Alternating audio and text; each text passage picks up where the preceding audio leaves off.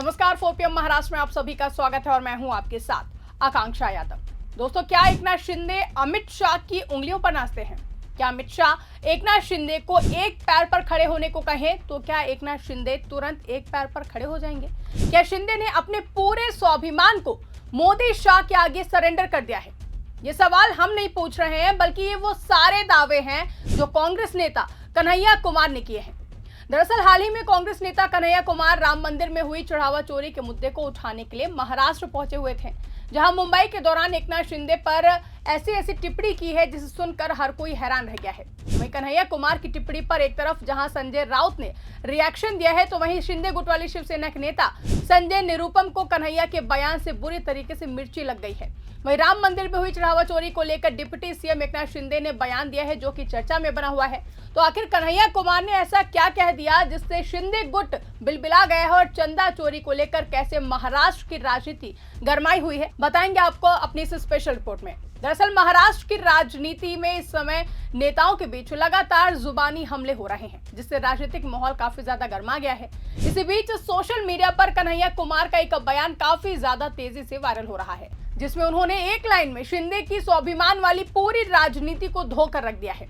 इस बयान में उन्होंने तंज कसते हुए कहा कि अगर अमित शाह कह दे तो एकनाथ शिंदे एक पैर पर खड़े होने के लिए भी तैयार हो जाएंगे। उन्होंने एकनाथ शिंदे की राजनीतिक स्वतंत्रता पर सवाल उठाते हुए कहा कि अब उनकी कोई अलग राजनीतिक पहचान नहीं बची है और उन्होंने केंद्रीय गृह मंत्री अमित शाह के सामने पूरी तरह आत्मसमर्पण कर दिया है। मुंबई में आयोजित एक प्रेस कॉन्फ्रेंस को संबोधित करते हुए कन्हैया कुमार ने एकनाथ शिंदे पर तीखा तंज कसा। उन्होंने कहा कि अगर अमित शाह फोन करके शिंदे से एक पैर पर खड़े होने को कह दें तो वो तुरंत ऐसा करेंगे, और अगर अमित शाह उन्हें सिर के बल खड़े होने को कहें तो वो भी कर लेंगे।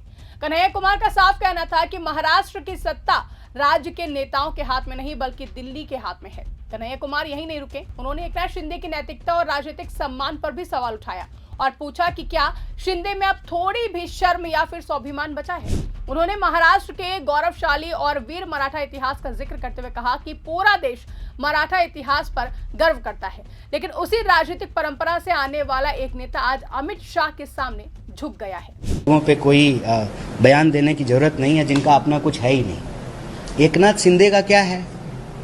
अमित शाह अभी फोन करेगा, कहेगा एक टांग पे खड़ा हो जाओ तो एक टांग पे खड़ा हो जाएंगे, फिर कहेगा कि सर के बल खड़ा हो जाए तो सर के बल खड़े हो जाएंगे। इस आदमी की कोई राजनीतिक वजूद है? कोई स्वाभिमान है? इस आदमी को थोड़ा सा भी शर्म है? इस देश में गौरवशाली मराठा इतिहास है, उसकी राजनीति से निकला हुआ व्यक्ति आज अमित शाह के चरणों में सरेंडर है, और जिसके सामने सरेंडर है वो ट्रंप के सामने सरेंडर है। ऐसे लोगों पे कोई बयान देने की जरूरत नहीं। तो कन्हैया कुमार के इस बयान से महाराष्ट्र की राजनीति में हलचल मच गई है। शिवसेना शिंदे गुट के नेताओं ने इस पर कड़ी आपत्ति जताई है, जबकि विपक्ष इसे महाराष्ट्र के सम्मान और अस्मिता से जोड़कर देख रहा है। इस बयान को लेकर के और इसे शेयर करते हुए शिवसेना यूबीटी के सांसद संजय राउत ने सिर्फ 3 शब्द लिखकर निशाना साधा। उन्होंने सिर्फ इतना लिखा है कि एकनाथ शिंदे क्या है, और नीचे कन्हैया कुमार का बयान है जिसमें वो एकनाथ शिंदे के बारे में विस्तार से बात कर रहे हैं। वे कन्हैया कुमार के बयान से शिवसेना शिंदे गुट के नेता संजय निरुपम को तीखी मिर्ची लगी है। उन्होंने भी कन्हैया कुमार के इसी बयान को शेयर करते हुए लिखा कि औकात से ज्यादा बोल गए कन्हैया कुमार। बड़े नेताओं पर टीका टिप्पणी करने से पहले युवा नेताओं को अपने कद का ख्याल रखना चाहिए, नहीं तो इनका कद क्रमशः छोटा होता जाएगा। अब देखिए, संजय निरुपम की ये भाषा बता रही कि कहीं न कहीं कन्हैया कुमार के बयान में सच्चाई छुपी हुई है, वरना कौन युवा नेता के कद को ऐसे घटाने की बात करते हैं। अब देखिए, एकनाथ शिंदे पर कन्हैया कुमार का ये बयान ऐसे समय में सामने आया है जब राज्य में महायुति और महाविकास आघाड़ी के बीच राजनीतिक मुकाबला आमने सामने है और अपने चरम पर है। इस बयान के बाद दिल्ली बनाम महाराष्ट्र की बहस एक बार फिर से तेज हो गई है। एक पैर पर खड़े होने वाले रूपक का इस्तेमाल करके कन्हैया कुमार ने एकनाथ शिंदे को कठपुतली के रूप में दिखाने की कोशिश की है। अब देखिए, कन्हैया कुमार की यह प्रेस कॉन्फ्रेंस राम मंदिर में हुई चढ़ावा चोरी को लेकर केंद्रित थी। इस प्रेस कॉन्फ्रेंस के दौरान कन्हैया कुमार ने प्रधानमंत्री नरेंद्र मोदी पर भी निशाना साधते हुए कहा कि राम मंदिर में भूमि पूजन और उद्घाटन के समय खूब प्रचार किया गया, लेकिन जब कथित गड़बड़ियों के आरोप सामने आए तो फिर प्रधानमंत्री चुप हो गए।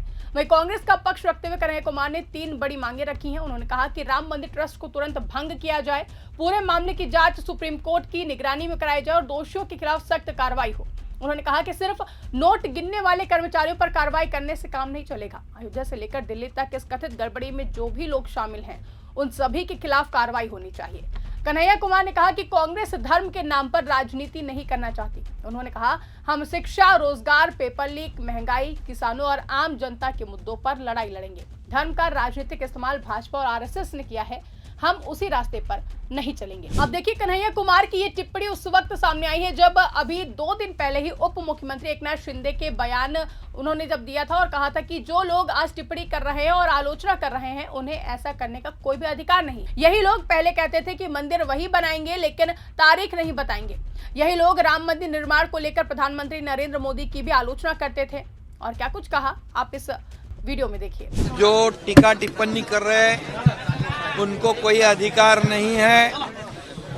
राम मंदिर के बारे में टीका टिप्पणी करने वाले मंदिर वही बनाएंगे, तारीख नहीं बताएंगे, ऐसी टीका टिप्पणी करने वाले, प्रधानमंत्री मोदी जी के ऊपर टीका टिप्पणी करने वाले, राम मंदिर बनेगा ही नहीं ऐसे बोलने वाले, जो हमारे हिंदू हृदय सम्राट बाला साहब ठाकरे जी का सपना था अयोध्या में राम मंदिर बनाने का, वो हमारे प्रधानमंत्री नरेंद्र मोदी जी ने करके दिखाया है। इसलिए मैं यही कहूँगा, जो राम मंदिर में जो करोड़ों राम भक्तों की आस्था है, श्रद्धा है, आदरणीय प्रधानमंत्री मोदी जी की श्रद्धा है, वहाँ के मुख्यमंत्री योगी आदित्यनाथ जी की श्रद्धा है, और करोड़ों राम भक्तों की श्रद्धा को ध्यान में रखते हुए जिन्होंने भी राम मंदिर में जो घटना घटी है, जो भी दोषी होंगे उनको किसी को भी नहीं छोड़ेंगे वो लोग। लेकिन जो आज बोलते हैं उनको मैं यही कहूँगा कि उनको पता चल चुका है कि अभी जो राम का नहीं वो किसी काम का नहीं। अभी इसलिए अभी ये राम रक्षा, जो हनुमान चालीसा बोलने वाले को जेल में ठूस रहे थे, राम मंदिर, राम के बारे में राम भक्तों को हरामखोर कहते थे, कोई राम रक्षा की बात करते हैं तो राम भक्त बहुत होशियार है, वो समझते हैं राजनीति।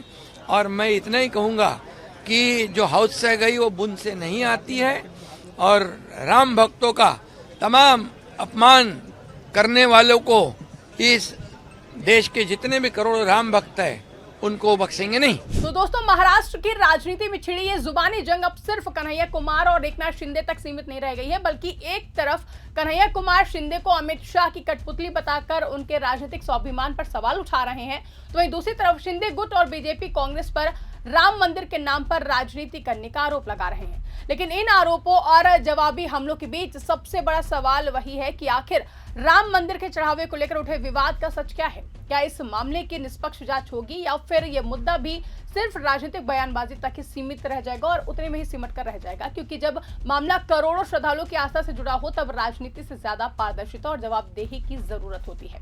फिलहाल इस पूरे मामले को लेकर आप क्या सोचते हैं? आपकी जो भी राय कमेंट करके हमें जरूर बताएगा। फिलहाल के इस खबर में बस इतना ही। ऐसी ही तमाम बड़ी और राजनीतिक खबरों के लिए आप बने रहिए और देखते रहिए 4 PM महाराष्ट्र। धन्यवाद।